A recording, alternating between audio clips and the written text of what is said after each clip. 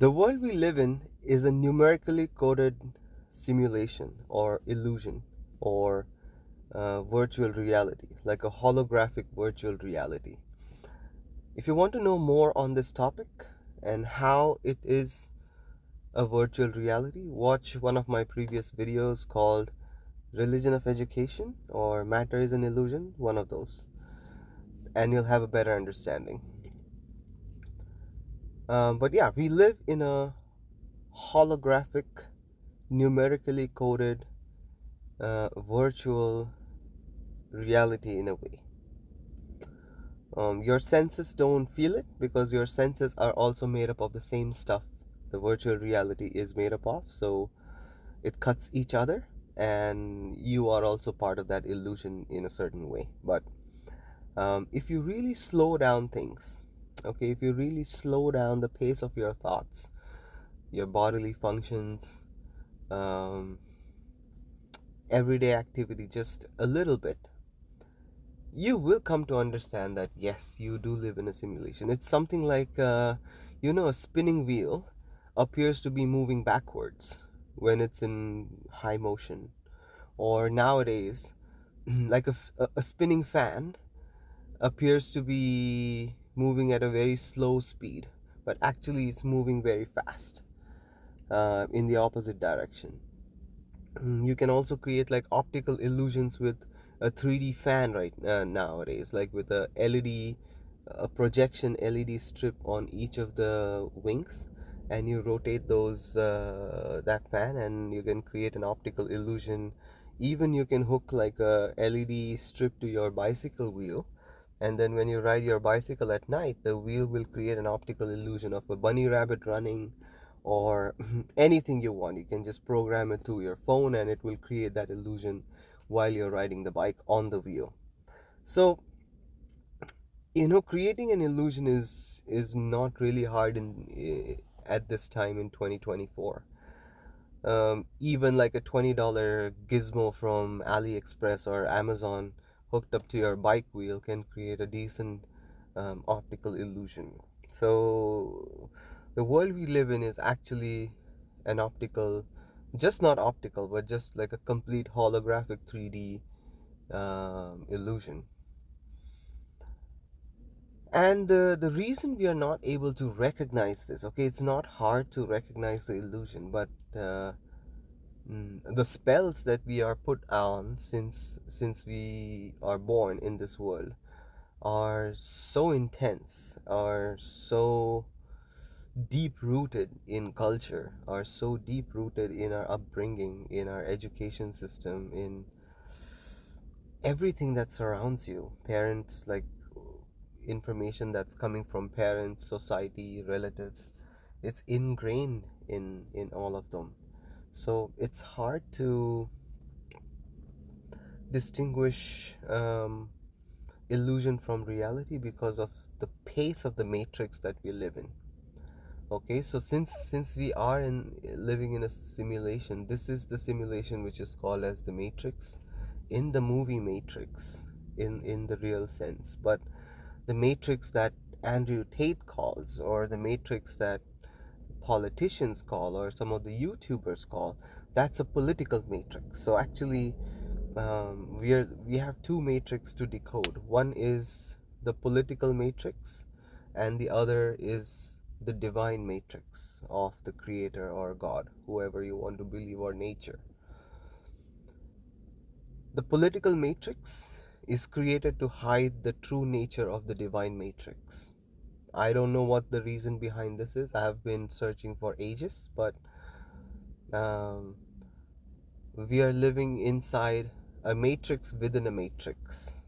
And right now, first and foremost matrix to understand is the political matrix. And then you can more deeply understand the divine matrix and why they are trying to hide it.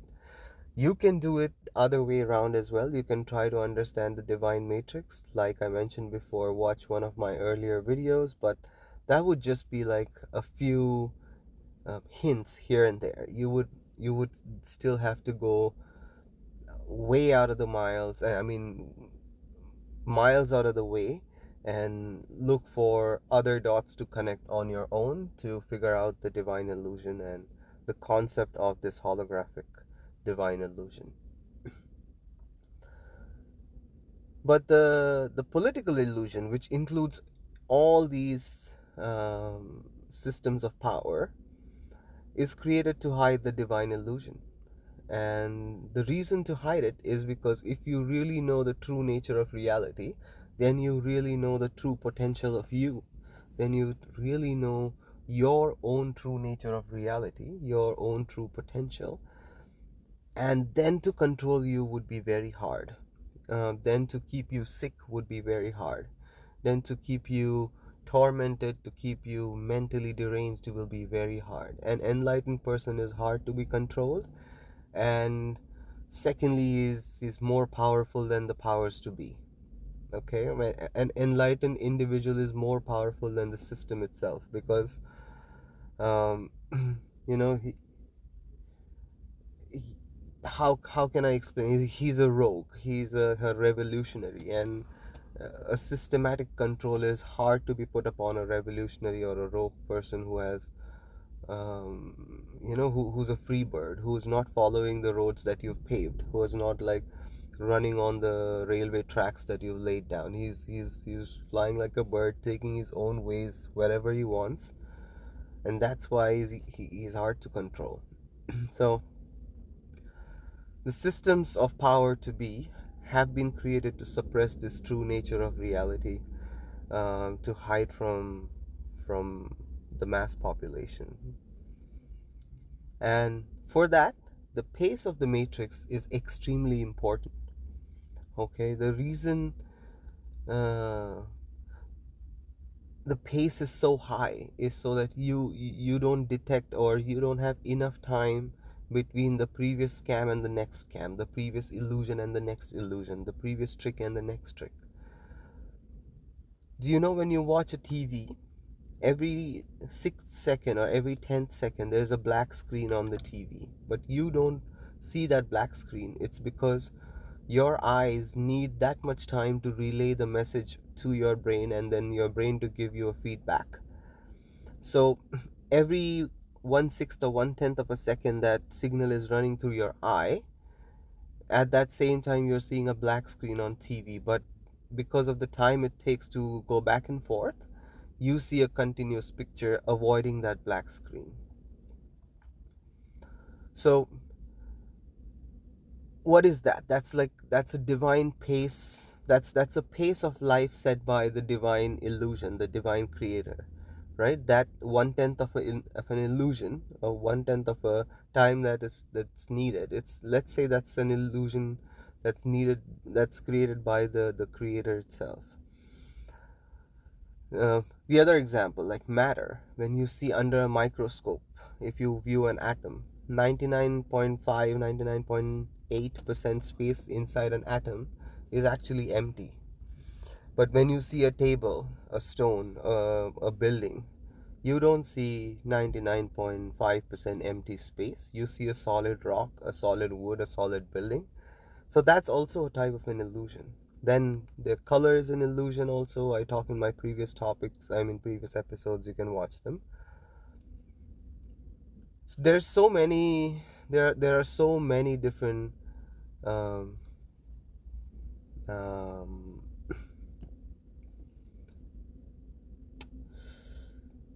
quotients to this illusion, that you have to pay attention to every small details. Even though you only have 5 senses in this material world, you actually have 10 senses in reality. I will count those 10 senses in another video sometime, but you really have 10 senses.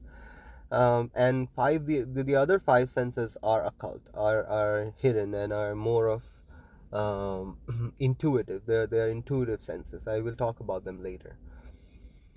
However, that's the 10 senses. Those are the same 10 points of um, talks about the Sephiroth, the 10 Sephiroths in the Kabbalistic tree of life. But however, I'll talk about them later, and how they coincide with each other. I'll talk about them later.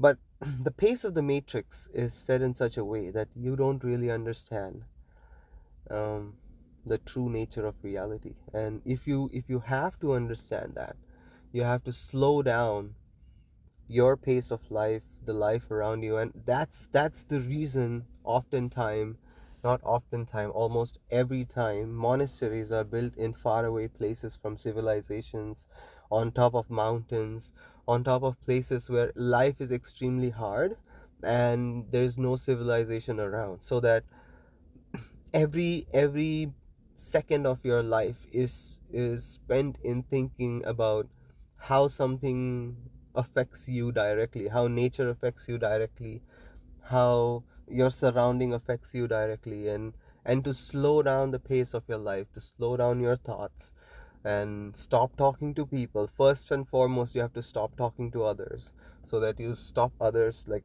thoughts, other thoughts in your mind. You have to stop social media, internet, like access to all other voices except your own voice. And then you have to filter, even like go into deep meditations and filter which thought inside your own brain is really your thought. And you will figure out, if you're someone who's born in a city, if you're someone who's born in a busy civilized society, you will figure that like almost all of your thoughts are not your own. They were given to you by someone else. They were systematically fed to you, um, given to you socially, or transferred to you unknowingly through movies, or through kids shows, or through dramas, or folklore, or myths, religious myths, stories, stuff like that. But most of your thoughts are not your own thoughts. Okay, so filter out those thoughts as well. So just leave out everything that was not your own, and realize then what is you. Okay, you are not this body, you are not this hand, you are not this feet that you walk with, right? You are someone else deep within your being. That just has a sense of being, right? You just have the sense of saying that you exist. That's the real you within you. So try to find your own thoughts, try to find your own original thoughts, and then try to find their origins, and try to find where you get those thoughts from as well. Once you start tracing the source of the thoughts that are yours, and then differentiate that the thoughts which are not yours, that's when you will understand your personality. Because a lot of your personality is shaped by your thoughts become habits, and habits becomes personality. Okay, so a lot of your personality is actually not you. They're it's a result of the thoughts that were planted into you by someone else that you thought were your own thoughts. So remove those thoughts, and you will also take out all the unwanted negative personality that was inside of you. And in this sense, I mean, when I say negative, I mean the personality that does not belong to you. Okay, and then what you will be remained with is a purer part of you. Okay, this is still not you are still not that polished diamond. You still need a lot of polishing, but you've at least removed all the dirt now, and you can begin to see the reflections, from the shiny reflections under you, under the dirt. So now is the time to start sculpting your own thoughts that you are left with, and see who are really you. Like, who do you really associate with, what do you associate with? And try with understanding the nature of basic nature of material reality, how you perceive physical objects, how you perceive sounds, how you perceive taste, smell, taste, and touch, and everything else, how you perceive this world.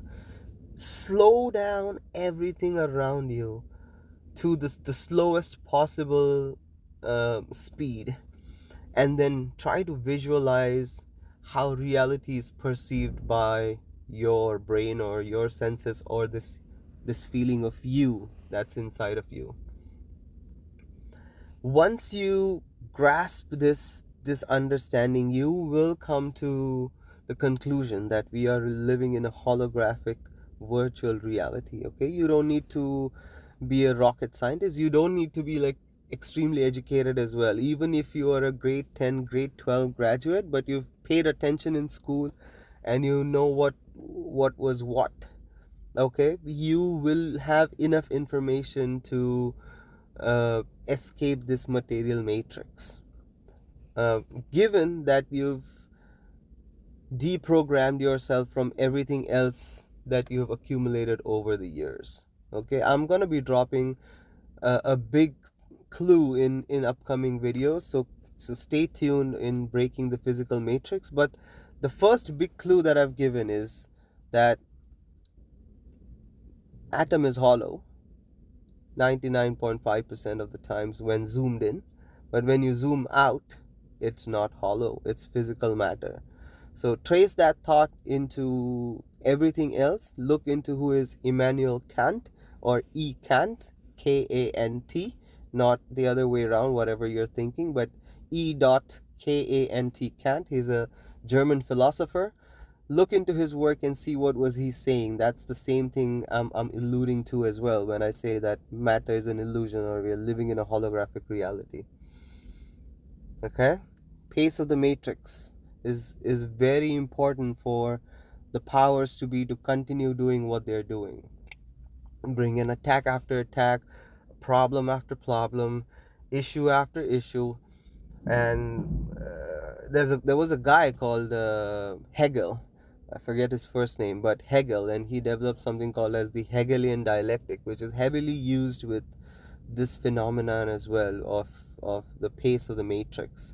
So look into Hegelian dialectic and try to understand what I mean by saying that the pace of the matrix is very fast, and that's why we are not able to recognize the reality around us. Well, that doesn't mean that, people who are living in the forest, who are living in mountains, are closer to reality than us. Actually, they are. Okay, when it comes to being in touch with nature and being in contact with the creator, yes, they are closer to the nature of reality than what the city folks are, for sure. I can agree with that. But unless you decode the material reality, unless you decode the holographic universe and understand that, uh, you won't be able to take a leap forward with your with understanding the true nature of reality, let's say that. Okay, so slow down your pace of the matrix, slow down your life as much as possible. I know it's hard to do, but slow it down. Take a break from society for some time, stop talking to people for a while, filter out all the thoughts that were given to you by someone else, figure out your own thoughts, shape them, and that will in turn shape your personality and your own soul and your essence itself. Okay? Let me know what you think. Check out my book, The Dead Souls of Atlantis, on Amazon. Let me know if you have any questions. I'll see you in the next one. Take care. Bye.